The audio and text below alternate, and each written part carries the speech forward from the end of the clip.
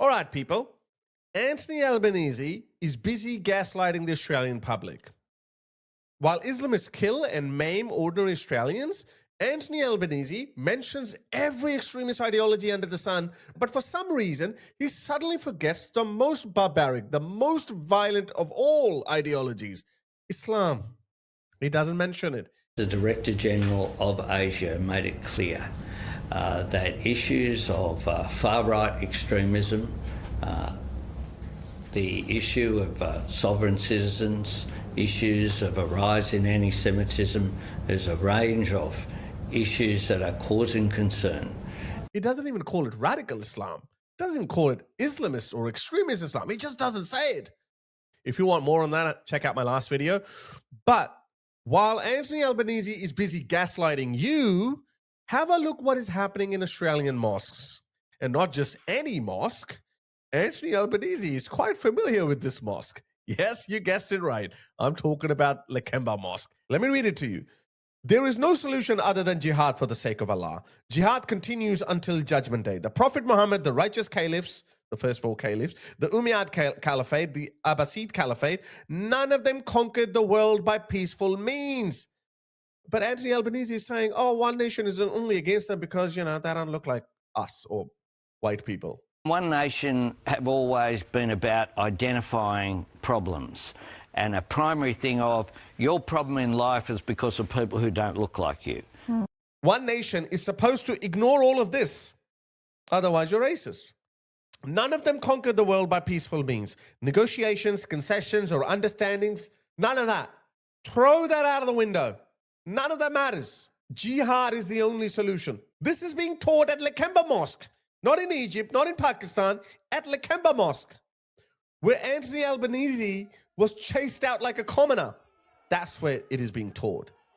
Those people who yelled at Anthony Albanese, listen to this.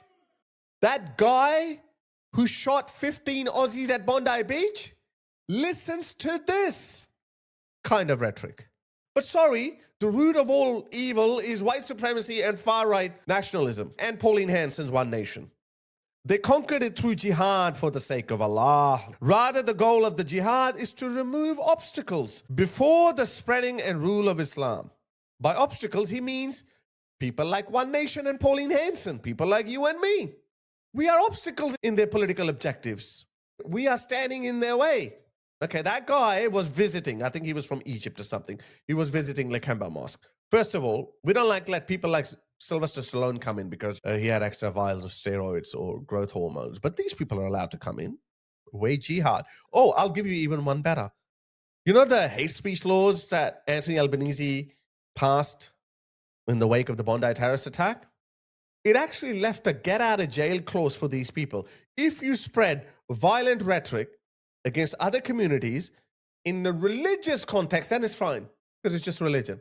You know what? I should create a religion and write a holy book with verses against I should come up with a religious name. Something with light. Luminarism.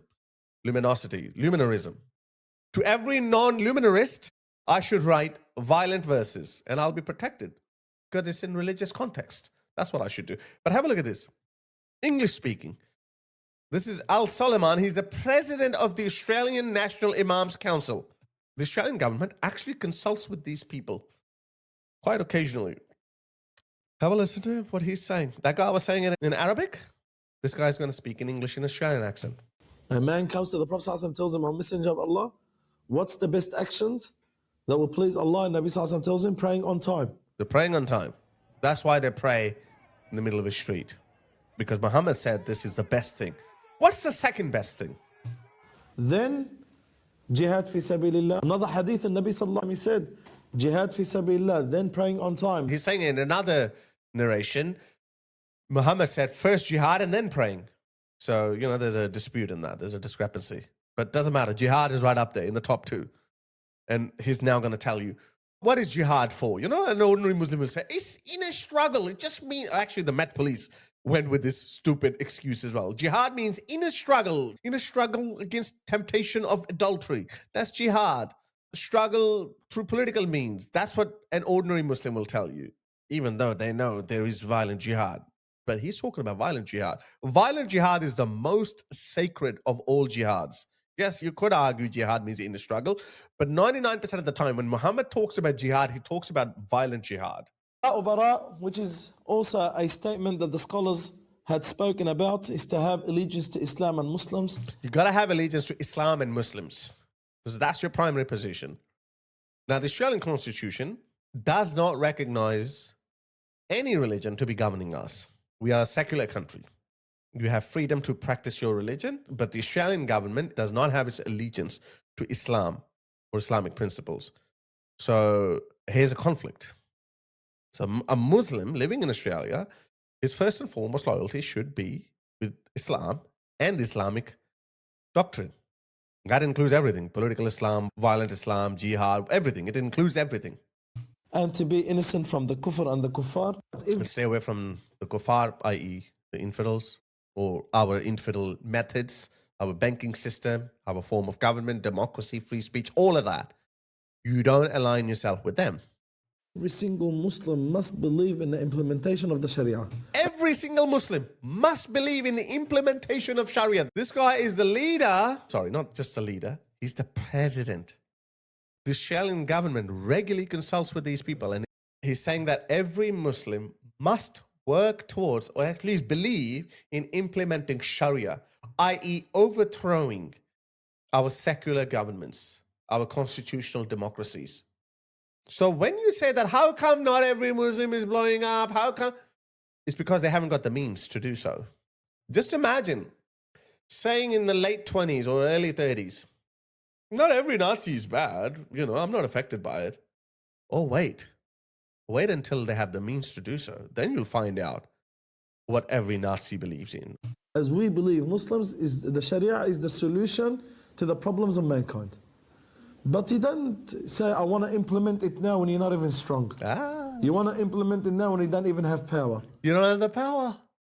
So don't worry about implementing it now. You don't have the power. And I have played you many videos of other Imams that simply say, bide your time. Get in the political process. Put in Muslim councillors, mayors, MPs, congressmen.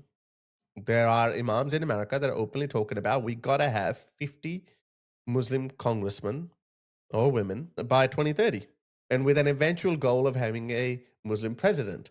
A Muslim president who believes in these things, what is he going to do? This is a serious threat knocking on the door. You want to implement it now when you don't even have support. You want to implement it in a Western country. If we want to see the Sharia being implemented and we want to see the Khilafah of the Islam being existing, then we need to strive for it.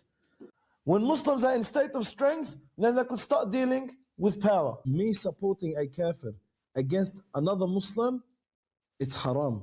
No doubt, it's haram. That's why the relatives of all those groomers in Britain, they never snitched on them. Not even friends or neighbors snitched on them because it's us versus them. They say that, oh, you're othering it. It's just so pathetic. The West has reached a level in their society where they genuinely believe in these values of including everyone. There's no othering. But biology or sociology or human psychology doesn't work like that. Muslims are taught from a very young age. It's us versus them. This is why a Pakistani and a Turkish and an African Muslim, they will all become one when it comes to competing with the infidels, i.e. you. There's a whole concept of it. It's called pan-Islamism, the global caliphate. But we have leaders like Keir Starmer and Anthony Albanese who are just, la la la, I don't want to hear anything. It's you who's the problem. One nation is the problem, or far-right white supremacy is the problem. I'm not dialing down or talking down the risks posed by other violent ideologies as well, but this is the most dangerous, aggressive, and violent one. That's why Aussies, you have to wake up. You have to wake up. Aussies are so proud of their outdoor beach lifestyle. All of that will be gone. Have a look at this. This is an English beach.